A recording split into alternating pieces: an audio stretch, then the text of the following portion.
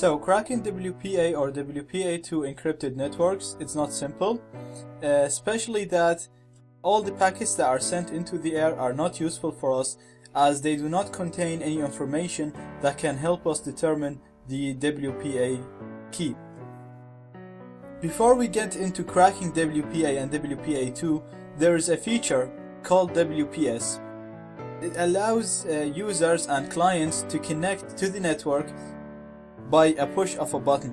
So on Windows 8, and if you look on some Wi-Fi printers, they have a WPS button. So if you press that WPS button and you go to your router and press the WPS button there as well, or go to the configuration page and press the WPS button, the client, the printer or your Windows device will connect to the network without having to enter the key.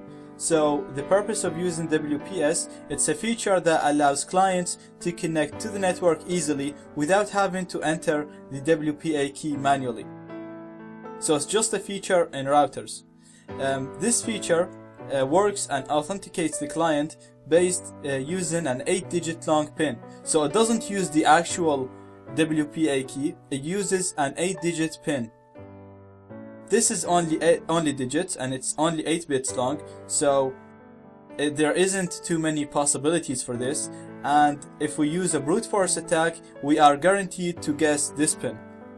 If we successfully guess this pin, then we can use a tool called Reaver, which would calculate the WPA key from this pin. So we're going to brute force the pin, the 8-digit long pin. Because it's only 8 digits, we're guaranteed to be able to brute force it successfully. Once we do that, we can calculate the WPA key using Reaver. Again, this is only a feature in routers. This flaw is not in WPA or WPA2 encryption. The problem is in the WPS feature. So let's see how we do this first. To look for access points that have WPS enabled, we're going to use a tool called Wash. So I'm just going to put Wash I10. So we have our test AP showing up here. That's the AP that we're going to use to crack. So this is actually running on WPA now. It's not using WIP as we saw in the previous videos. I can confirm that for you here. I'm just going to use Aerodome. This step is not important. I'm just going to use it to show you that test AP is actually using WPA encryption. It's not WEP. So as you can see here, test is using WPA encryption. Let's just go back. So these are the access points that have WPS enabled, that have the WPS feature enabled. We can see the channel, the RSSI, which is the distance between us and the access point, the WPS version, and this WPS locked. Now, some routers, when you try to brute force the WPS pin, they lock after a few failed attempts. So if you try, for example, 4 wrong pins, they're gonna lock and not accept any pins for a certain amount of time. So if the WPS locked says yes here, then you can't actually use this attack now, so you need to wait for a little bit and come back to this access point. So we're gonna launch Reaver now. Reaver is going to brute force the WPS pin, and once it's able to find the WPS pin, it's going to work out the WPA key. Reaver supports pause and resume, so if you for example brute force 30% of the possibilities and cancel the attack, if you come back, you're gonna start again from 30,000. You're not gonna start from 0. So let's launch Reaver. We're gonna put B to choose the BSS ID or the MAC address of the target access point, and then C to choose the channel, which is 11, and then I and choose the Wi-Fi card with monitor mode, and that's 10.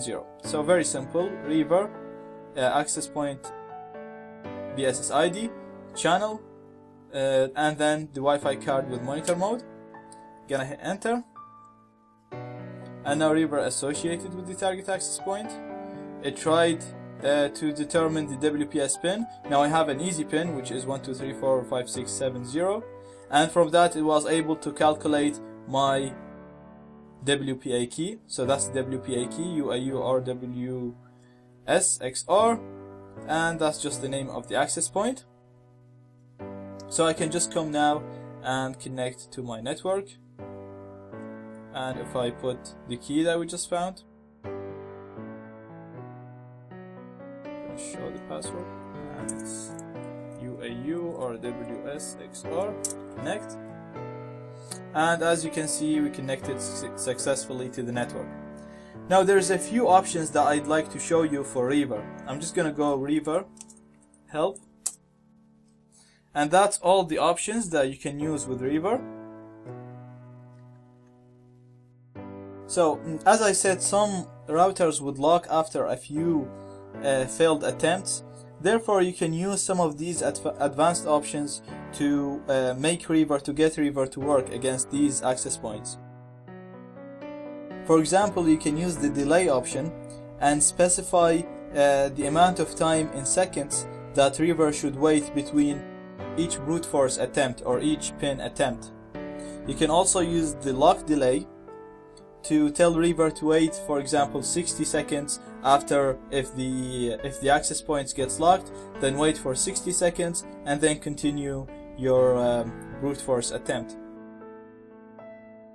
You can use the fail wait as well to set the time that Reaver should wait after 10 failed attempts.